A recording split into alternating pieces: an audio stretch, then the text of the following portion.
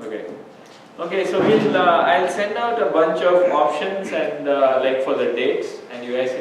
I don't think we can get this room for Friday. So I mean, TS should still be able to record it, but just in case, there's some chance it might not happen. So all right, so let's do makeup class. Okay, and project assignments. So a few of you have not yet sent your bits. Okay, so I'm guessing that no such person is actually here, but is there anyone here who has not sent their bits? Okay, so yeah, alright, so that's good then. So I will send out project assignments today, just check your email. Okay, I'll just reply to whatever emails you've sent me. So, and many of the times only one person in a group has sent this email, so just contact them to find out what you've been assigned.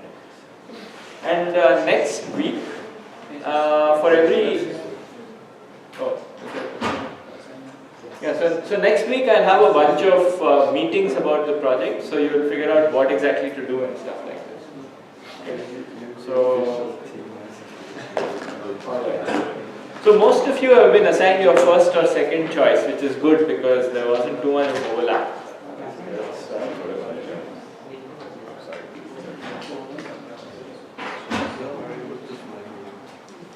Alright, so what have we been doing the last few lectures? We've been looking at randomized algorithms. Okay, so generally speaking, we said that these are algorithms where you have probabilities involved, so the algorithm could make random choices. And sometimes the running time could actually depend on these random choices, and sometimes the correctness would depend on these choices. Okay, so that's what we're going. I mean, that's the general thing in randomized algorithms. Okay, and we said that we are typically interested in proving correctness with good probability, and we're also interested in showing the expected running time and things like that. Okay, and we want to show that the running time is small with high probability. And last class we specifically looked at median finding, okay, or finding the kth smallest element. Okay, and here you're given some unsorted array and you want to find the kth smallest element, and the goal is to do it in somewhat linear time. Okay. And we said that we came up with a random pivot algorithm, which essentially picks a random element of the array, divides the array into two pieces, one's less than that element, one's bigger than that element, and it recurses into the appropriate set. Okay, so this is what we saw. And we showed that the expected running time of this is at most 4 times n. Okay, so it's a linear expected running time. For those of you who are interested, there's an algorithm for satisfiability. It's called box-sat, and it runs in time, which is something like 4/3 to the n. Okay, so if you look at homework 4, I have a link to the specific book chapter that has this. Okay, so I forgot to tell you, homework 4 has been posted, and it's due not the coming Monday, but the Monday after that. So yes, as usual, start early.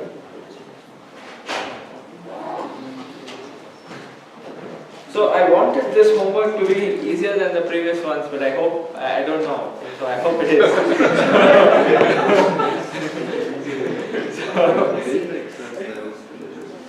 All right.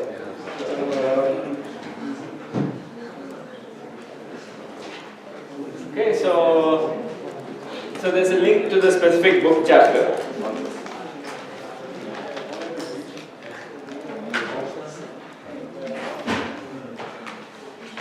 Alright, so last time we said that the expected running time of this random pivot algorithm is 4 times n. We started asking the question, okay, is expectation good enough? Right? Because if you have a random variable, it would have a expectation which is a certain amount, but it could have a decent probability that it's actually much bigger than its expectation. Okay, so this is the running time. And we said that by doing some simple averaging argument, which is called Markov Inequality, you can show that the running time can't be too high with high probability, okay, because then the expectation would be off. Okay, and this was a simple calculation. And we could state this as follows. So if you have any non-negative random variable and if you have an expectation of C, okay, we said that the probability that you are a factor t more than the expectation is at most 1 over t. Okay, so as an example, if you had running expected time of 4 times n, you can bound the probability that it's more than 20 times n by 1 over 5. Okay, because 20 is 5 times the expected value. This is 5 times expected value. Okay. So this is what we saw.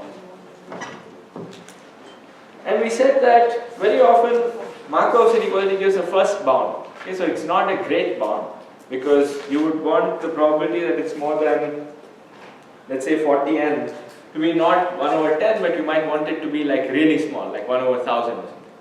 Okay. And for that we said that one common trick, I mean there are two ways to go about it. One is to analyze this algorithm itself more carefully. And the other way is to just say, oh, you know, I just stop at 10n, I have some success probability and I just repeat this 4 times. Okay. So then your success probability actually keeps multiplying. So that's, yeah, this is repetition. Okay, and this is called probability amplification.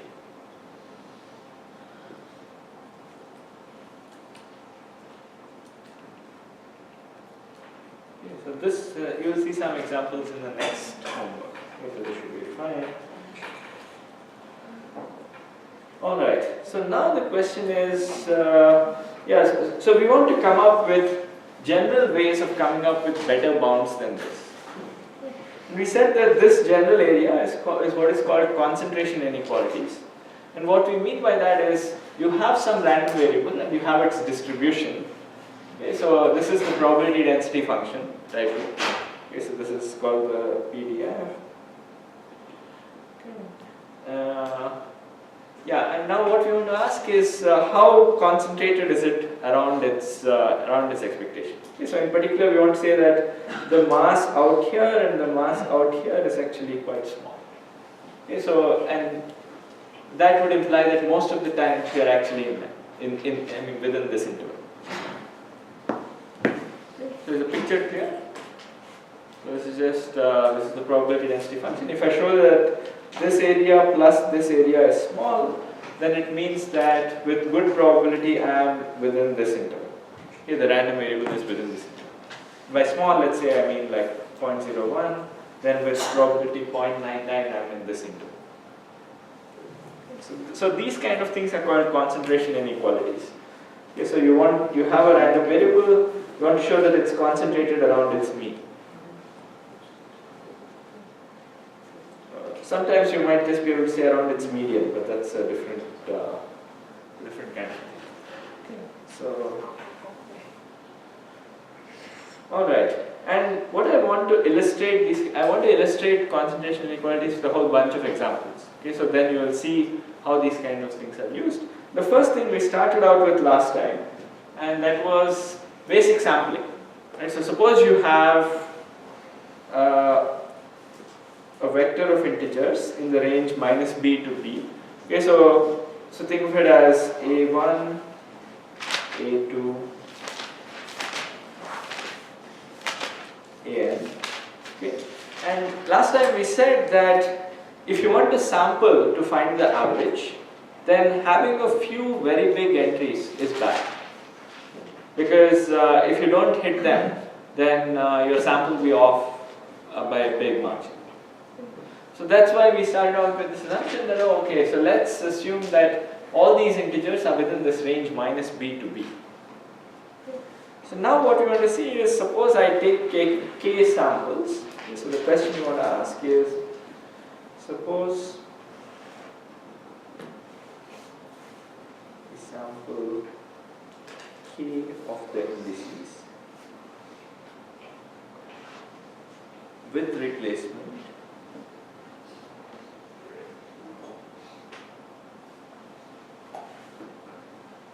How close is empirical average to the true average. So what is width replacement?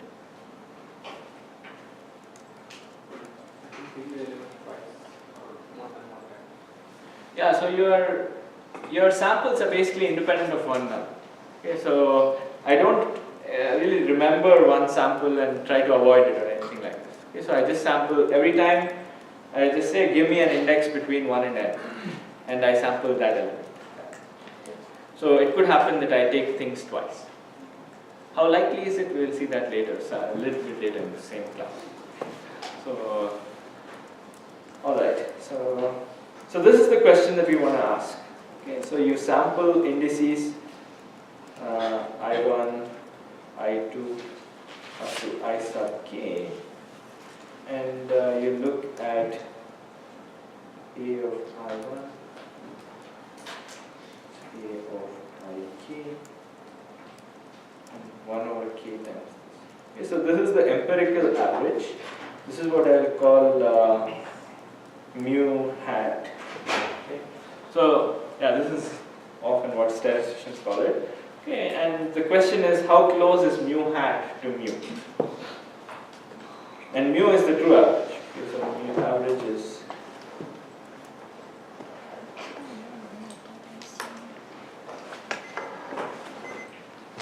so how would you go about analyzing this? So if I take k samples, would I expect it to be like very close to mu? So is the question clear? So note that what I observe is a random variable, right? So mu hat is a random variable. Okay, it depends on what choices I have made. So this is a random variable.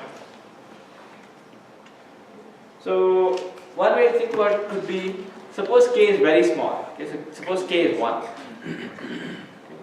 Then would you expect the empirical average to be anything to do with the actual average? I mean, not really, right? Because you could have, these are in the range minus b and b. If you have a bunch of minus b's and a bunch of elements that are b, then their average could be very close to 0.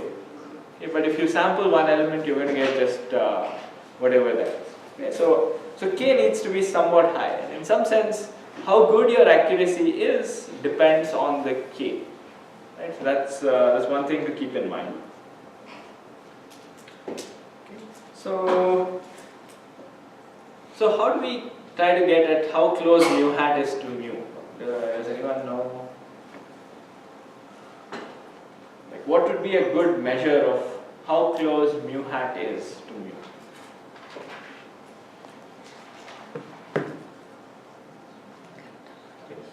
I guess you can all see the next slide, so you can tell. Yeah, so you can take something like the standard deviation, which is also captured by the variance. Okay, so the quantity that people study a lot is what's called the variance, and it is what you would expect. So it is the expected value of mu hat minus the mu whole square. So the square root of this is called the standard deviation. But I'm just defining the variance. So remember, mu hat is a random variable. Mu is fixed, right? So mu is just a constant. So for the purposes of this analysis, we are thinking of the array A as being something that's fixed. So the mu is fixed, and all we are sampling are the elements, right? So every time we have a mu hat, which is the random variable, and we are interested in this quantity. And the expectation, of course, is over the samples.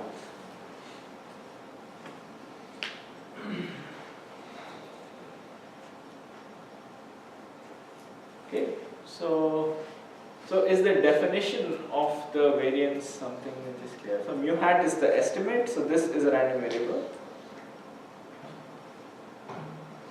So the whole thing is some random variable, mu hat minus mu whole squared. So we are just looking at the expectation of that random variable. Yeah. Why we need to care about the square? Oh, because mu hat minus mu could actually be both directions, right? So think again of this example where you have bunch of b, bunch of minus b.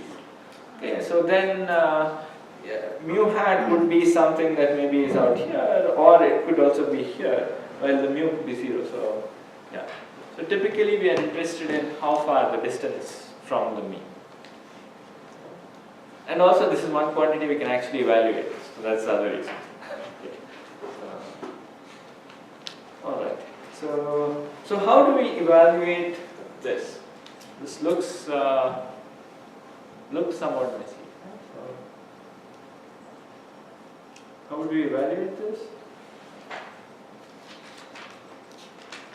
Any thoughts? It's just the normal way of doing variance. You just would have to iterate over all possible k multiplied by the probability of that. Yeah, so the standard way is you have a sample of k coming in, okay? So you say, okay, I mean, how do you compute expectation of anything, right? It is probability that this quantity, I mean, if I have to go by the definition, right? So the expectation of this quantity is probability that this quantity equals some value equals t times t and the integral of this. Okay. This turns out to be an extremely, I mean, at least I don't know how to do it in a clean way. Okay, so it's turns out pretty difficult to evaluate. Like you have way too many assignments, possible assignments for the mu's and so on. Okay. So it turns out there's one trick here, so which we will now see. So let's do it when k equals 1. Let's first do it for k equals 1, then we'll do it for general. Okay, so when k equals 1, things are much simpler. Right? So you have the expectation now just over this I1. Yeah, I1 is the random element you're choosing.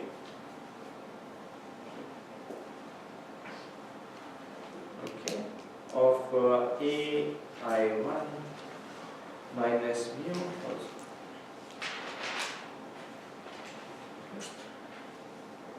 And can I evaluate this now? What is the closed form for this? I mean, how would I write this as a summation?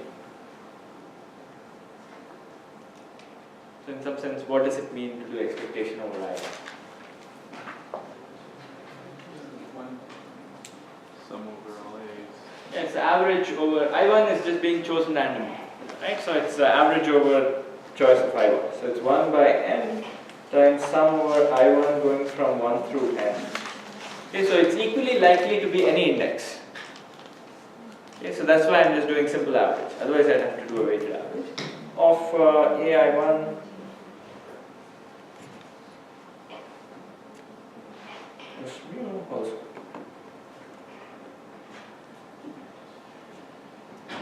Okay, and this you can verify. So this is 1 by n sum over I from 1 to n ai square minus mu square.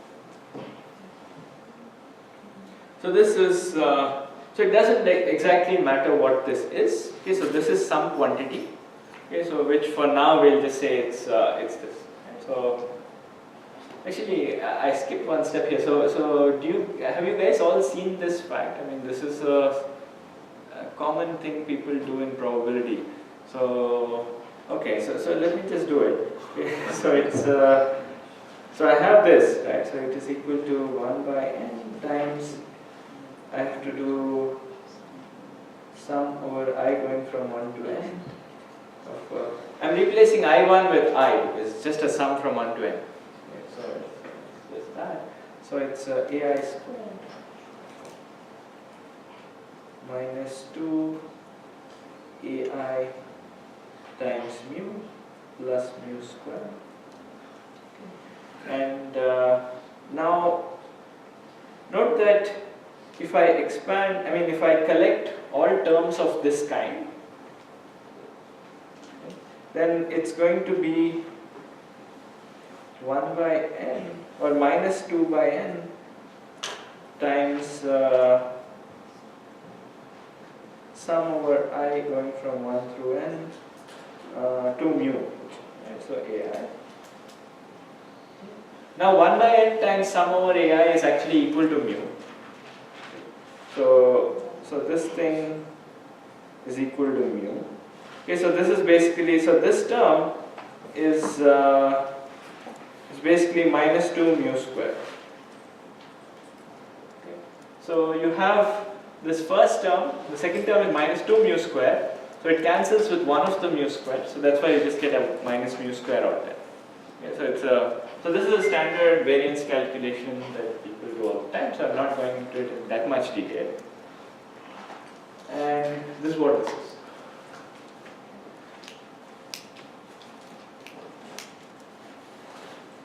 So this as such is not very important. Let's just denote it by the quantity sigma squared. Let's just write it out as sigma squared. One thing to note is that because every ai is smaller than or equal to b, okay, it lies between minus b and b, this variance is at most b squared.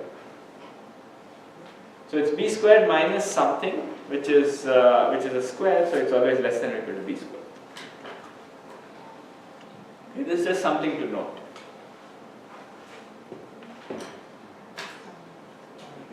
Okay. Alright, so since this is a calculation, yeah. Y is less than b squared. Each ai squared is less than or equal to b squared because we have integers in the range minus bb. And therefore their average is less than or equal to b squared.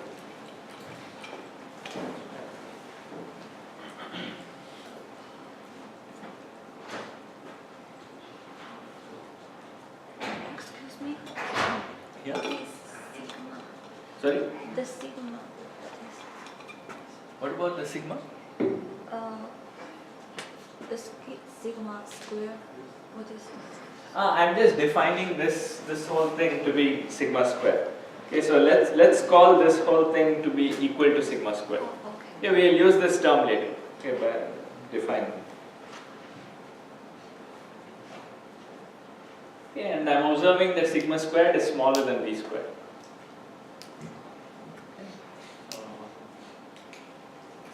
So I'm calling it sigma squared because that's usually called the variance of the array itself. That's all right. So this is for 1n. Yeah, this is for k equals 1. So how do you do k equals 2? We said that doing it this way is harder, right? So the trick is to kind of reduce it to the case k equals 1. Okay, and that's what we will see here. So if you have this, so what is, let's now look at k equals 2. Okay. So here you have the expectation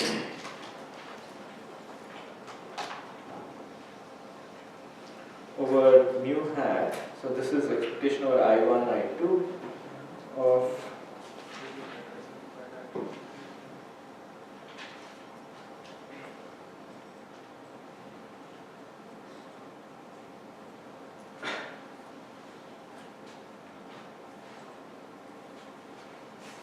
squared. And turns out the nice way to evaluate this is by saying it's expectation over I1, I2 of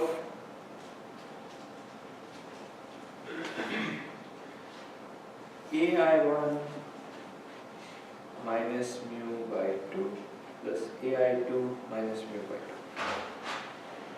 Okay, so I don't have space.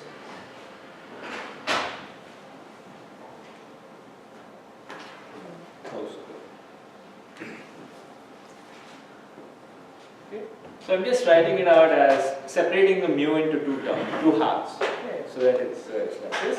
And this quantity, let me call this x1. This quantity, let me call it x2. So each is a random variable. x1 is a random variable which depends only on I1. x2 is a random variable that depends only on I2. And the nice thing is that, so I'm only calling the numerator x1. So the denominator of half is still there. So yeah, so that's x1, this is x2. Alright. And note that x1 and x2 are independent of one line. Yeah, because I1, the choice of I1 has nothing to do with the choice of I2.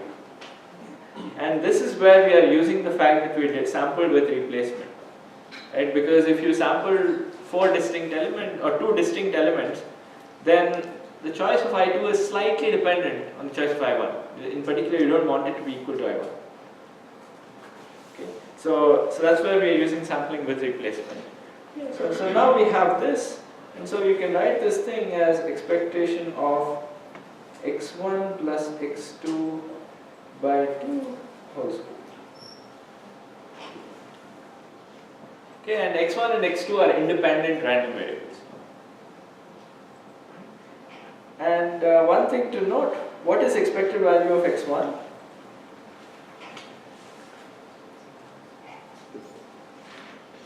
So x1 is just a of I minus mu, right? There's no square at this point. Sigma square minus mu by 2. Okay, so let's write it out.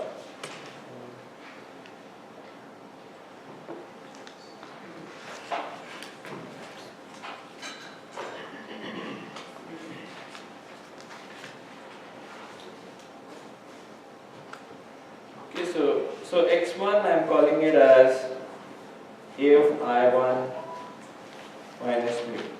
And this is how I defined x1. Okay. So what is expected value of x1? Okay, so this is 1 by n times sum over I1 of ai1 minus mu. Yeah, so this actually will be 0 because 1 by n times sum over I1 a1, a of I1. This term is equal to mu by definition. So this is equal to 0. So what I've done is I've written the quantity that I'm interested in. It's the average of 2 independent mean 0 random variables. Okay, so the same I could say about x2 as well, right? Because x2 was independent. So this is the average of 2 independent mean 0 random variables. So sorry, that's this one. Okay, and I'm looking at the square of that quantity, which is a little bit different, but it's still the square. So now I can write this out, right? So I can expand this. It's the expectation of square plus x2 squared is 2x1 x2 divided by 4.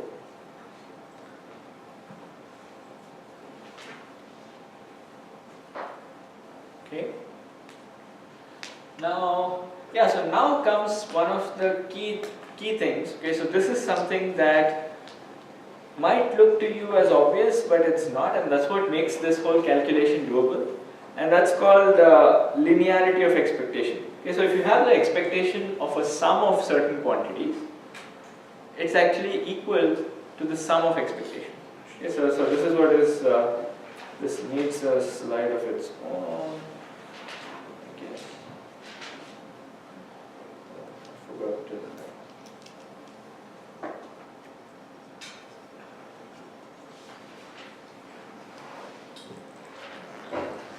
So this is called linearity of expectation.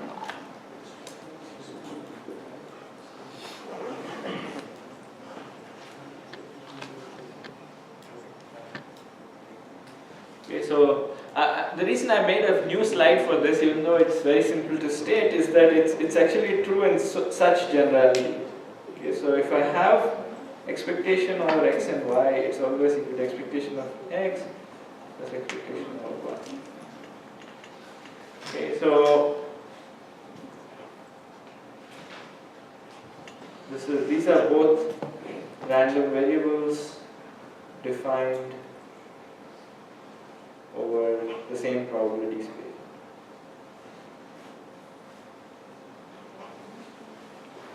Okay. So then you have then this equality always holds. Okay. The interesting thing is that this does not require any independence or anything between the x and y. Okay. So this is true even if x and y have arbitrary dependencies. Okay. So it might look to you as very simple, but you can actually, it makes a whole bunch of calculations very easy. Okay. So for example, just to illustrate, right?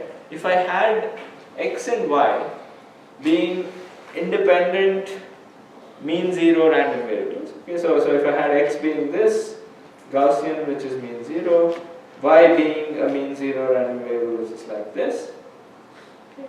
And x and y for now even assume they are independent. Okay, so this is the PDF for y, this is the PDF for x. Okay. Now if I look at that formula, then it's obvious that the expectation of x plus y is 0. Correct? Now suppose I want to calculate it from scratch. Okay. So suppose I want to look at the definition of this. This is integral over t times probability that x plus y equals t. Okay. Now probability that x plus y equals t is a mess, right? It's actually an integral itself. It's some convolution of these two things, for those of you who know this. Right, so this is a mess to calculate. So writing it out as the sum of these things actually really makes it simple. Okay. So in fact, we'll see some of these. We'll see the power of this in one of the examples we'll see later today. Okay. So, but this is a very important concept that you should try to remember, because sometimes your random variable may not naturally be the sum of a few things, but you might want to write it as a sum of a few simpler random variables, just so that you can write it as this, because you can use linearity of expectation and find its expectation. Okay. So yeah, we'll see that in a bit. So yeah, so let's do that. But this is something to remember. Okay. It's called linearity. All right. So now. So that's what we need here, right? So here we need it in a very simple setting. We have expectation of these terms. Yeah. So is the linearity of expectation always true? Yes, that's the point. Yeah. It's always Yeah, it is always true, no matter how dependent these xi's are. Okay, x and y are. Okay, but of course they should be in the same probability space. Like x and y should be random variables that both arise of the same random process. Okay. So. Alright, so we have this, and now I can write it out as 1/4 e of xi squared, x1 squared plus 1/4 e of x2 squared plus half expectation of x1, x2.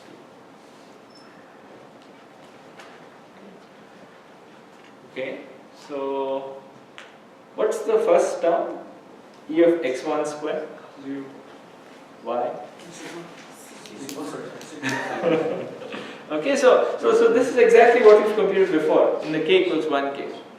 Okay, so x1 squared is exactly, x1 was this, so x1 squared is a of I1 minus mu whole squared, and we have computed the expectation of that out here.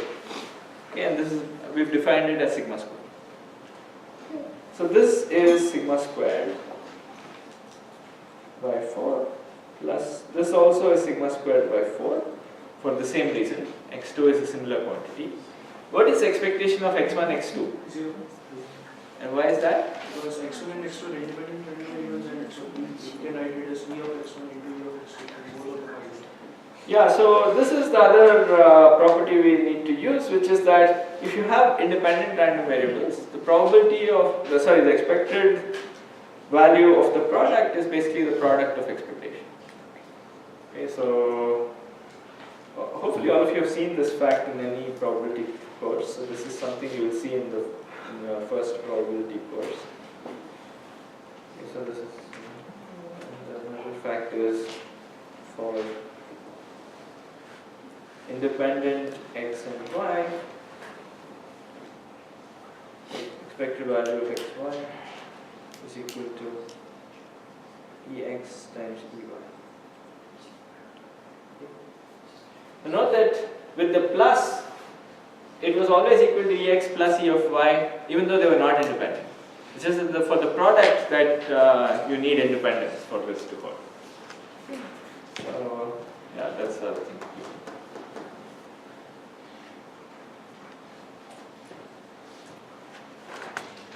Okay, so this, yeah, if you haven't seen it, this is a simple probability exercise, so you guys can go look up any text. Okay, so I think when we started out with randomized algorithms, I sent you some links to like a book of Lehman and Layton, right? So that book will have these kind of things. Okay, so this, the bottom line is that this is equal to 0. So now something nice has happened, right? So now we've got sigma squared by 4 plus sigma squared by 4, which is equal to sigma squared by 2. So the variance, by looking at this average, has reduced by a factor of half. Okay, so, and this is something nice, as we will argue. Okay, so now, so if you had a different k, if you had a higher k, you can do this calculation, and if you had k equals 3, you will get sigma squared by 3. Okay, so it turns out. I won't do the calculation, but you can do a similar expansion and you can see things. And this is the nice thing about this, okay, which is that the variance of an average of independent random variables turns out to be the average of the variance. Okay, but this is also again only true of the average, of independent stuff. Okay, because you need this cross term, this x1, x2 to cancel out. Okay, so that's why it's true. Okay, so this, so in particular, if I looked at, if I had k terms, so I wish I had a little bit more space. So the expectation of mu hat minus mu whole squared equals sigma squared divided by k. Okay, in general, this is what you do. Okay. So why do we care about this? Okay. So can anyone see why? I mean, because mu hat was our estimate, and we are saying the expectation of the distance from mu hat to mu whole squared is sigma squared divided by k. Okay, so sigma squared, I said, is some quantity that is smaller than or equal to b squared. So why would this intuitively be a good thing? Yeah, so what this is that if I pick k to be big, then somehow this mu hat and mu are closer, at least in expectation. Okay. So yeah, so let's write this down. So the model is, if k is, as k grows,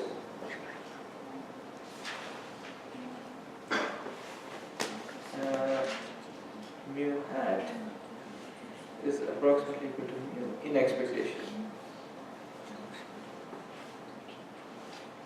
Okay, so i.e. the expected value of mu hat minus mu whole squared is less than or equal to b squared divided by q. So b is whatever that range, right? So I've just rewritten this thing. Okay, so we know it's equal to sigma squared by k. We know sigma squared is smaller than b squared. Okay, so I know that this is less than equal to this. Alright, so now can I say something about the probability that mu hat is far from mu?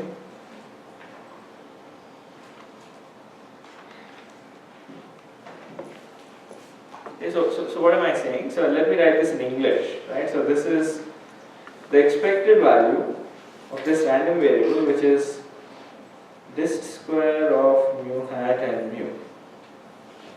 Okay. And this is less than or equal to b squared by k. And now suppose I ask you what is the probability that dist of mu hat to mu is bigger than something, alpha. Can you bound this? Yeah. Excuse me. Yeah. When you define the sigma, did you include the minus u square? Yes. Then this can be smaller than Yeah, it can be strictly smaller than b squared. minus u square. Yeah, so you could also say it's less than or equal to this squared minus mu squared, but you're only subtracting something.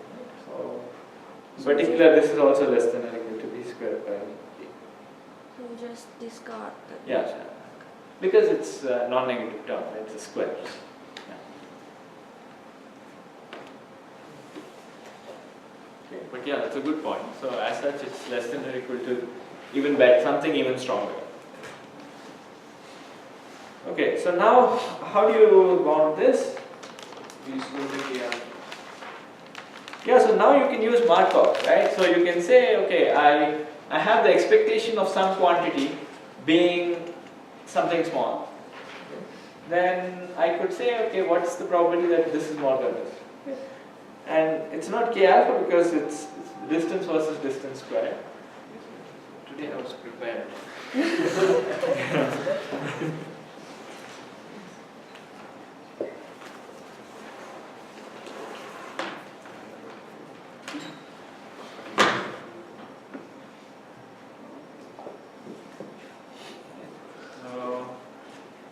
Yeah, so you want the probability that distance to this is more than this, and that's like saying the distance squared is bigger than alpha squared. So now we have it in kind of the setup needed for applying Markov's inequality. Right? So Markov's inequality says I have the expectation of some random variable to be bounded by something. Then the probability that it's more than, let me be a bit more formal about this. So okay, let's call this expectation equal to C like we did before. Then what Markov tells me is that if I have, so probability that this is more than C, so I have to write by C plus C.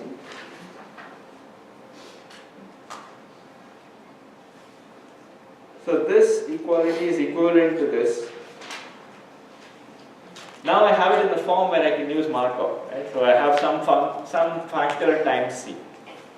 Okay, and now this is by Markov. This is less than or equal to 1 by that factor, which is C divided by alpha squared. Okay, so let me recall Markov.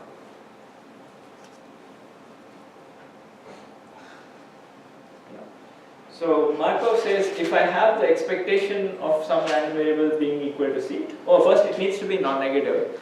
Our random variable is non-negative, it's a distance square. So it's, we have expectation equals C, then probability that its t factor more than its expectation is less than 1 by 2. And now our t is this alpha squared by C. Okay, so that's what it is, and it's less than C by alpha.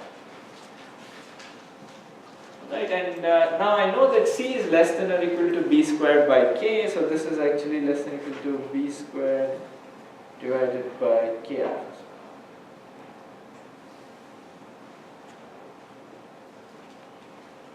Okay. And for this quantity to be, a probability is interesting only if it's less than 1, right? So if this has got to be less than 1, my alpha should start being something like b over square root k. Okay, so if I pick alpha equals 5 times b over square root k, then you can figure out that this quantity becomes 1 by 25. Okay, because alpha squared is now 25 times b squared by k, and that cancels b squared by k. So yeah, so this sort of a calculation is what's called Chebychev's inequality. Okay, so and what it essentially does is you compute the variance like we did before, and you say that, and you apply Markov's inequality to the variance. So yeah, I'll pause for a bit until you digest this calculation, and I'll tell what I was saying. Yeah, did you have a question? Yeah. Why the subtraction between the average and the real value is equal to the distance? Why we substitute? I was just defining this as the distance. So it's the, see, mu hat is your estimate, and mu is the true value, It's on right? the same line. Yeah, Right. same This is all on a line, right? So on a line, distance is just the difference. This is the absolute value of the distance, so the distance squared is. Yeah.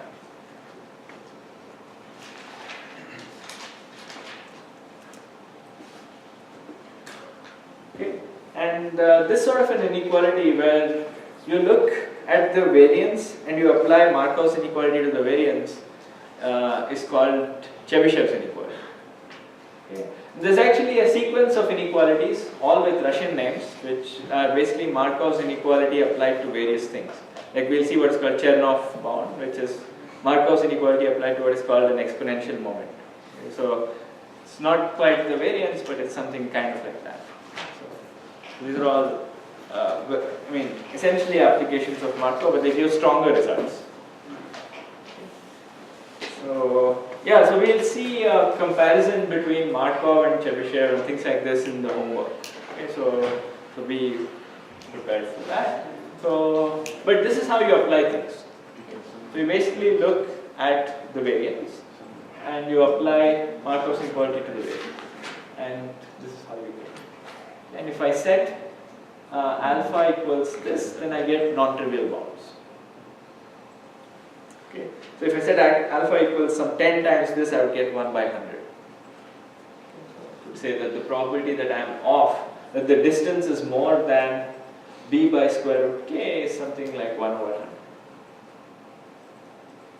So let me just write this down.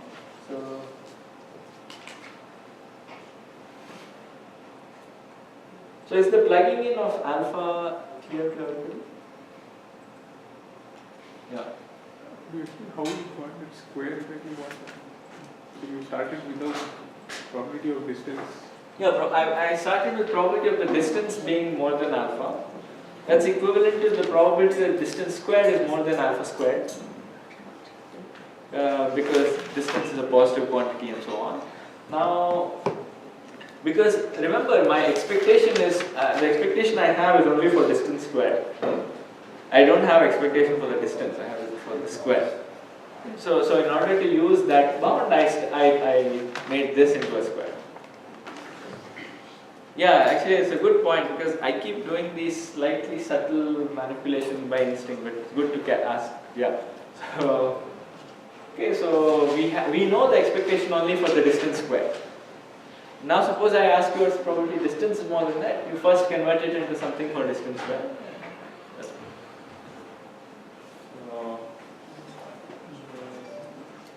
Yeah. Then we multiply and divide by c because we need it for. Right, because Markov, the definition of it was a function of, some factor of the expectation. So that's why I multiply divide by c.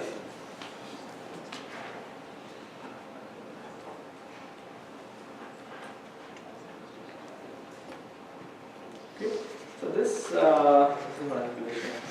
But the important thing to note is that my alpha is something like, suppose I want a success probability of 1 by 25 or failure probability of 1 by 25. Okay, by failure I mean the distance between my mu hat to mu is bigger than whatever with probability at most 1 by 25. Then I've got to set my alpha to be something like 5 times b by square root k. So this argument shows that the probability that this distance is more than 5b by square root k is less than 1 by 25. which is a pretty small quantity, right? So maybe I'm happy with this level of confidence, let's say. So is this point clear? The probability that this is more than the gap. Okay. Yeah. So the important thing here is the fact that it's b by square root k. Right? So b was the maximum range. Square root k was the number of samples I took. So if I want this distance to be much smaller, then I've got to pick k to be something like, if I want this within an error of epsilon, then I would like to pick k to be something which is like epsilon square, 1 over epsilon square times b or something like that. So I've got to make that quantity become roughly epsilon. So that's the, so that in some sense is the dependence that you should remember. Okay, so if I want accuracy of something like epsilon, then I've got to pick the k, which is the number of samples, to be proportional to 1 by that accuracy square. Okay, so we'll see that more concretely when we look at this election example. Okay, but this is roughly what this does. So, all right. So the model to remember is often this. Right? If we want an estimate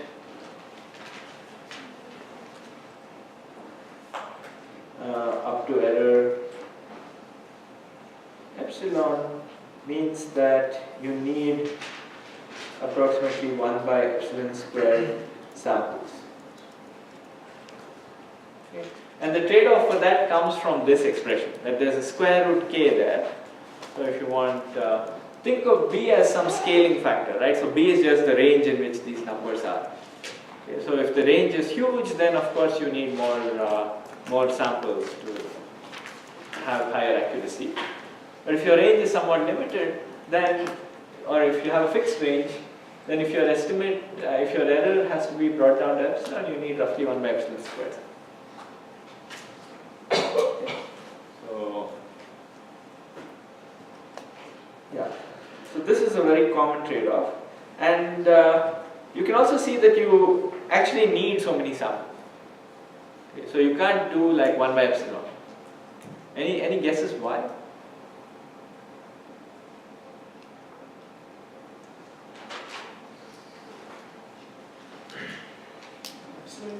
These models are taking the interest rate and this is a, like epsilon is in the order of 0.001% variance. Right. So this will be like in order of 10 to the power 6, 10 to the power 7. A good. Right. No, that I agree with. Right. So what I'm saying is, this bound is actually not far from optimal. So in the sense that if I take fewer than so many samples, then I'm not going to get a very good estimate. Okay. So I'm saying actually the opposite, right? So here I have shown that so many samples are enough, right? Because what this is saying is that if I take, if I take whatever k such that it's k equals 1 by epsilon squared, then this calculation is going to tell me that I'm within roughly epsilon of the optimum, with probability at least, with a failure probability of 1 over 25. Right? I'm saying that this is not a very loose calculation. This is actually kind of tight in the sense that unless I take so many samples, then my error is actually going to be pretty big. Okay. And so I'll give you a hint. So the hint is that, remember this calculation we did for the expected distance. Right? So here, the error was actually coming out to something like sigma square divided by k. So the expected value of the distance squared is equal to sigma squared by k. Okay? So if I took only so many samples, then my expected distance is actually equal to that. Okay? So in some sense, I am expected to be something like 1 over square root k far from this. Okay, so we'll see this concretely in what's called the random walk example, which I'll come to. But this is just something to bear in mind. So Can you please read that point? yeah, we'll come to that in the random walk example that we'll do. So all right. So this is called Chebychev's inequality, that you use Markov on this, and then you get that the probability that you are some constant times this b by square root k is this 1 by that constant square. Okay, so if I chose 5 here, I would get 1 by 5. So it turns out that there is a much stronger inequality than Chebychev's inequality, and that's called Chernoff bound. Okay, and so this looks very technical, so I've just put it here. But I'll write down what the model is in the next slide. Okay, what it intuitively means. Okay, and the reason I wrote it, I copy pasted this very general form is because I want to illustrate that this is a pretty general theorem. So what it talks about is you have sums of independent random variables. So remember that here we had the same thing, right? So we had an average of a bunch of independent random variables. Average and sum are the same up to this scaling factor. So what the Chernoff bound says, morally speaking, is that if I have a sum of independent random variables, they actually have very good concentration properties. That is, they are very close to their expectation. Okay, so let me write down this thing. So if I have sum of, I thought I was going to write this down, but I already wrote it down. So if you have sum of independent random variables, each of which is supposed to be small, we'll see what that means in a bit, then the sum is actually not far away from the expectation.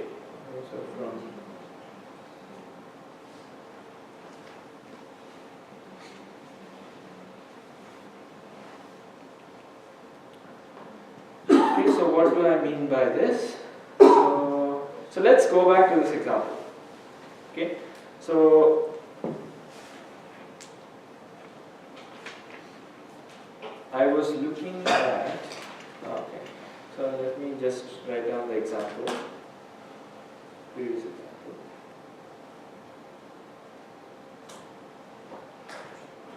I was looking at mu hat minus mu. Right, so this was the quantity we were interested in. Okay, so the absolute value of this, which was the distance.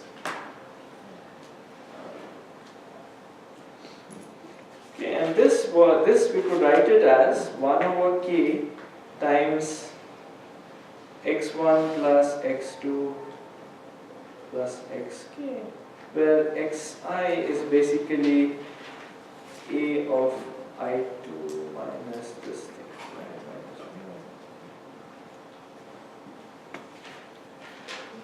So this was the quantity we were trying to analyze previously, right? So this was the distance from mu hat to mu.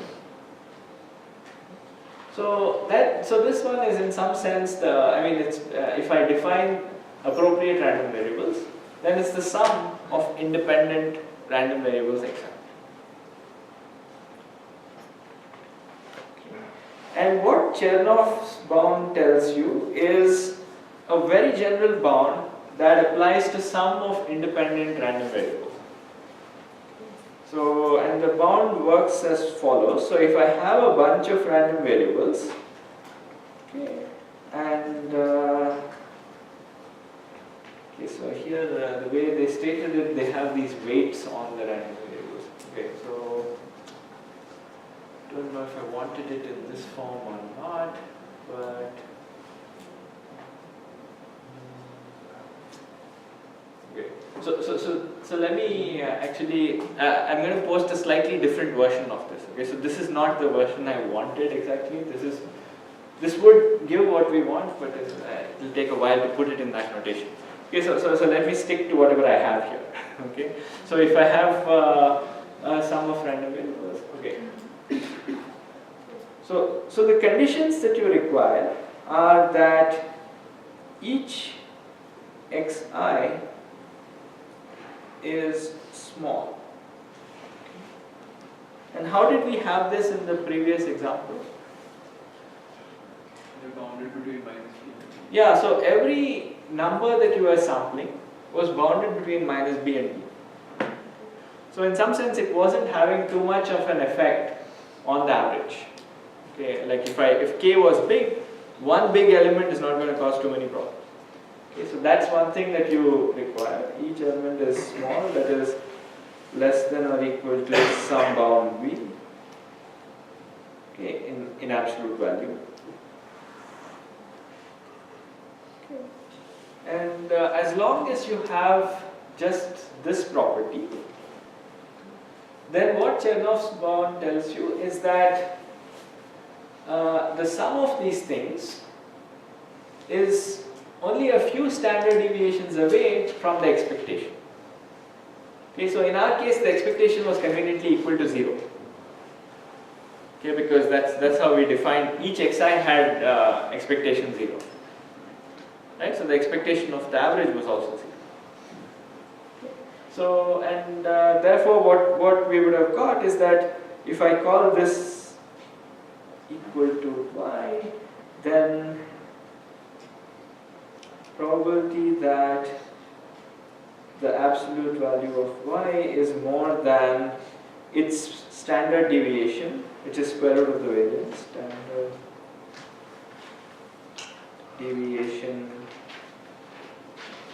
times t is less than or equal to e to the minus t squared divided by some constant 4 plus bt. Okay, so I'm just trying to, since I have a slightly different version here, I'm just trying to rewrite the right version. Okay, so in our notation so far. So what Chernoff's bound tells you, so it's just important for you to understand what this bound is saying at a qualitative level. Okay, so the quantitative thing will come later. So first let's understand the qualitative aspect. So it says that you have some random variable which is the sum of independent random variables. Okay, that's the sum of xi. And and each one is small, each one is less than or equal to b. It says that the probability that the sum is, sum minus its expectation, y minus ey. Okay, in our case ey was 0, but in general this is what you have, is more than some factor times the standard deviation is less than e to the minus t squared, and you have that b term just which depends on how small this small is. Okay. So this is actually pretty powerful, so in the sense that it says that, so the standard deviation is how much you expect a random variable to deviate. Okay, so that's why it's called the standard deviation. So it's the square root of the variance. Right? So that's how much you expect it to deviate. But what this bound tells you is that it's not much more than the standard deviation. Okay? And that's why it's kind of a powerful thing. So, maybe there's a 2-factor out here.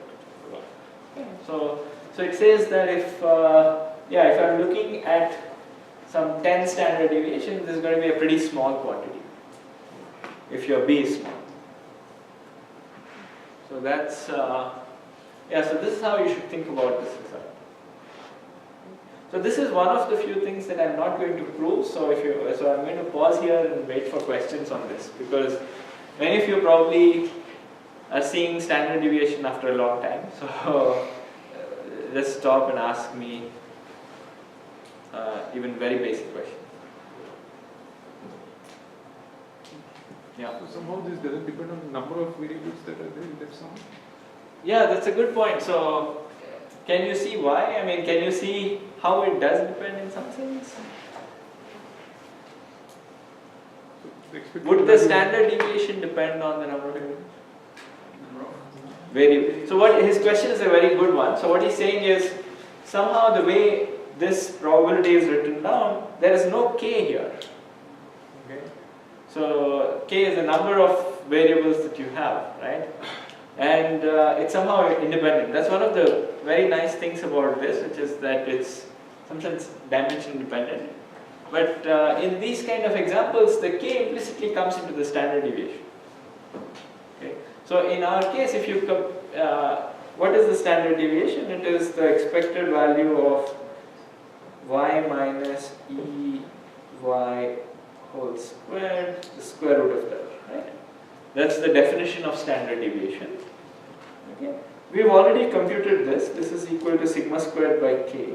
So it's root of sigma squared by k. Okay. So the k has come into this.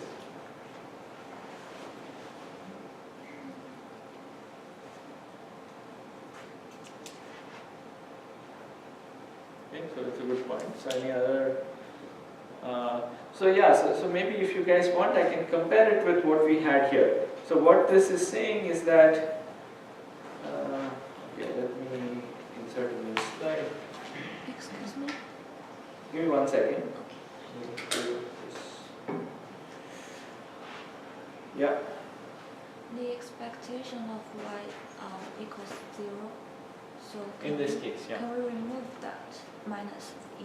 Yeah, you can remove that. So in this case, what Chernoff tells us is that the probability that absolute value of y is more than standard deviation is square root of sigma squared by k, that is sigma by root k times t is less than or equal to e to the minus t squared divided by 4 plus b. What Chebychev had told us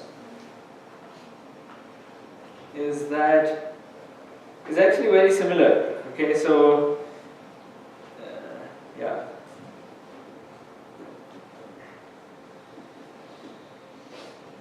I mean, I'm not going to. You can see why roughly you get this. Is that it's more than sigma by root k times t is less than or equal to 1 by t squared.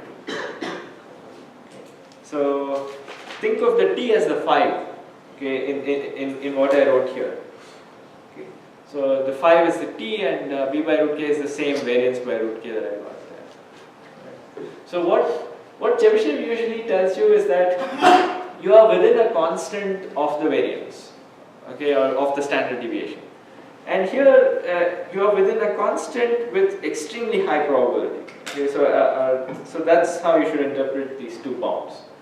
Okay, so one is telling you that, both are telling you that you are close to the standard deviation. One is giving you a really good bound on how close you are to the standard deviation. The other guy is telling you something like 1 by t. And this really kicks in when you have like t being functions of the problem size. Like sometimes you can have t, sometimes you might want to pick t to be like root log n or something. Then that thing just becomes 1 over n. And this thing is pretty bad. Okay, so when t is big, Chernoff gives you it gives you much more power. Yeah. So is y the actual, the estimated mean in that case, in the one you just drew? Yeah, so in both of these, so y is essentially this average. I mean, it's the mu hat minus mu. So if you go back to the other slide you were just on, no, I'm sorry, the one you just drew. Oh, yeah. Comparing to, yeah. Should it not be y minus the actual mean in the probability? Yeah, so formally it should be y minus the expectation of y. Yeah. And but in our example, expectation of y was equal to 0. Oh, I see. Okay. So yeah, it's a good point. Yeah. Got it. Okay, cool. Yeah, in our example, our y was the average of a bunch of mean 0 random variables. So it also had mean 0.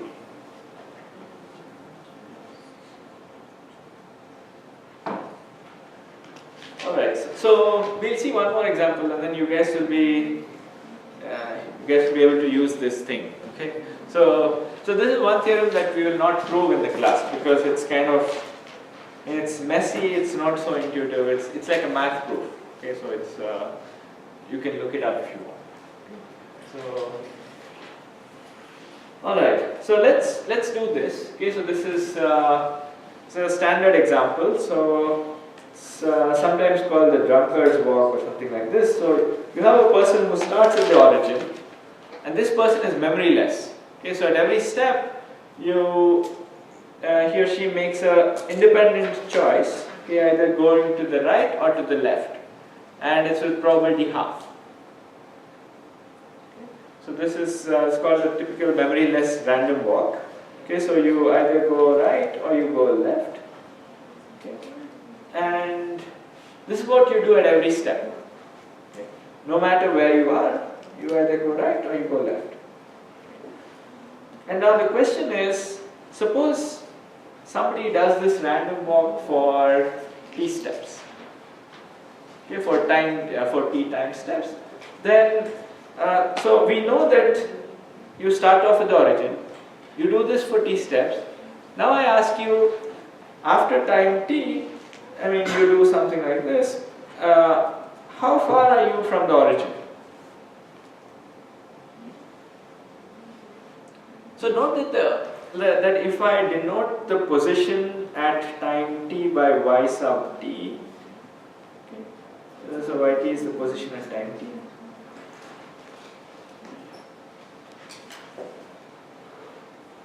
So note that the expectation of yt of y sub t is equal to, what is the expectation of yt? 0. It is 0 because it's a symmetric process, right? Probability of being on one side is exactly the same as probability of being on the other side. So this is a symmetric process. So the question is it, so is it always like really close to 0, or how far is it? Right, like you could be like with probability half, you could be at t by 2, with probability half, you could be at minus t by 2, and then the expectation would be 0.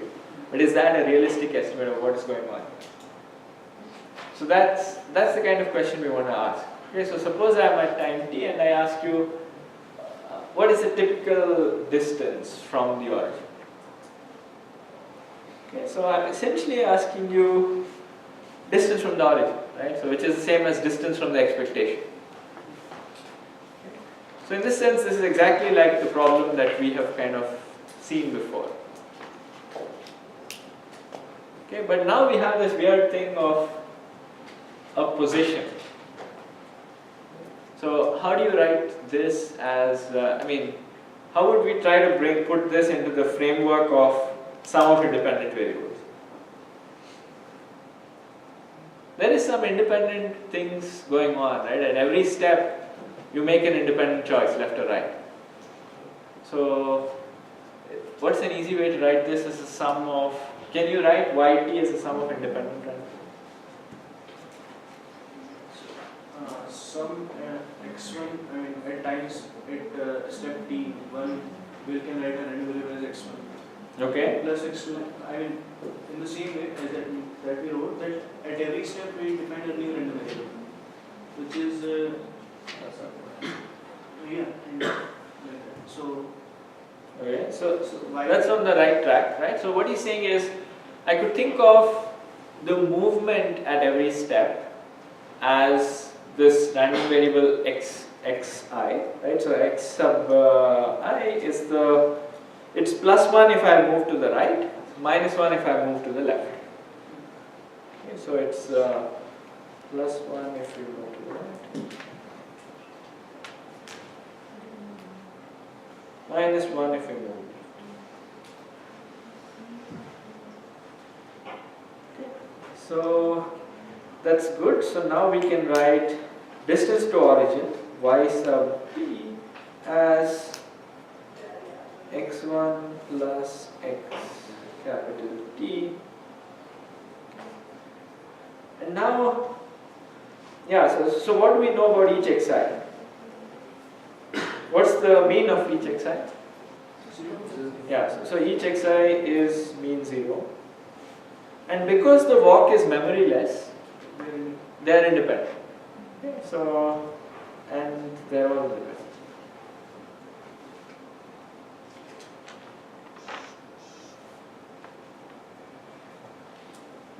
Okay.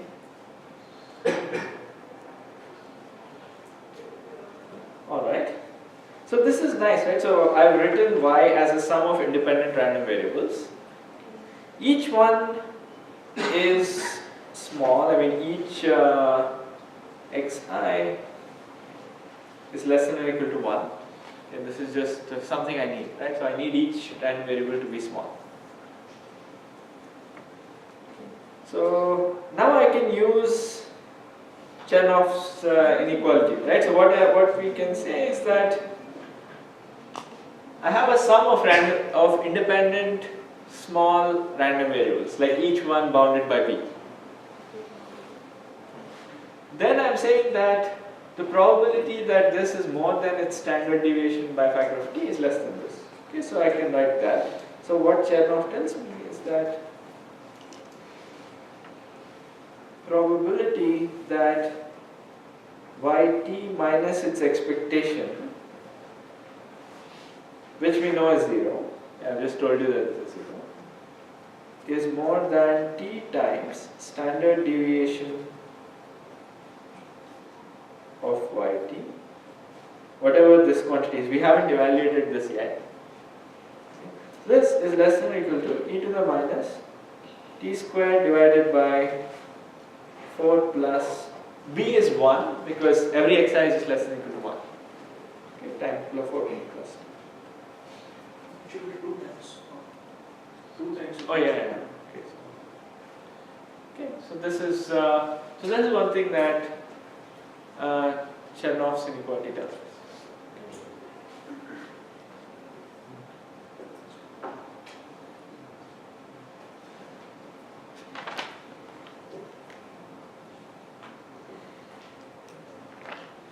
Alright, so any questions on the application? I still haven't told you how you calculate the standard deviation.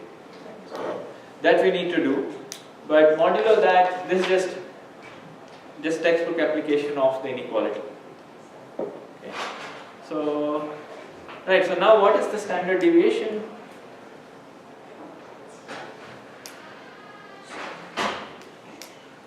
Sigma by root t.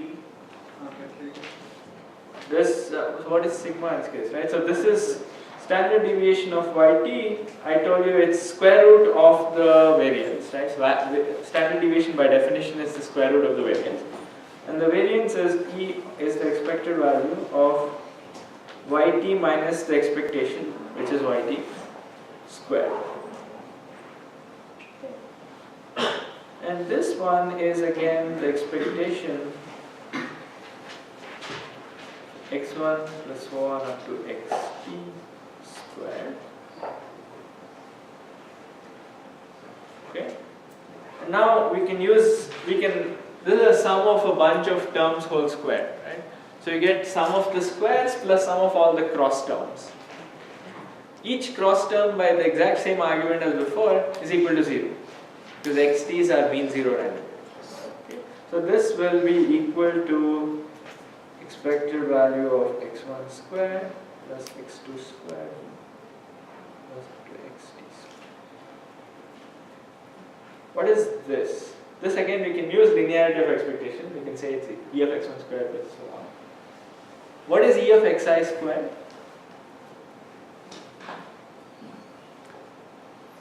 What is xi? Xi is plus 1 if you move to the right, or minus with probability half, minus 1 with probability half. But xi, what is xi squared? 1. Yeah, it's always 1. So its expectation is also 1. Okay. So each xi has xi squared has this thing equal to 1. So this is equal to t. So the variance is this. So it implies standard deviation equals square root t. Okay. And square root of capital T. And what this tells you is that the probability that you are more than 10 times square root t is extremely tiny. Okay, so if I put small t equals 10, then I'm going to get that probability that yt is more than 10 root t, 10 root capital T. That's equal to 2 times e to the minus 100 divided by something. Right? So going to be e to the minus 10 at least, something like this. Okay, which is an extremely tiny point. So something like this. I might be off by a constant of a little bit, right? So, but that's fine. Okay, but this is what you get. Okay. And this is a pretty strong result, right? Because what it's saying is that if I do a random walk for t steps, you will be about square root t away, but you will be like really within some constant times square root t away. So with like extremely high probability. And yeah, so this is one thing you get. Actually, this word was, I think this is what people call this,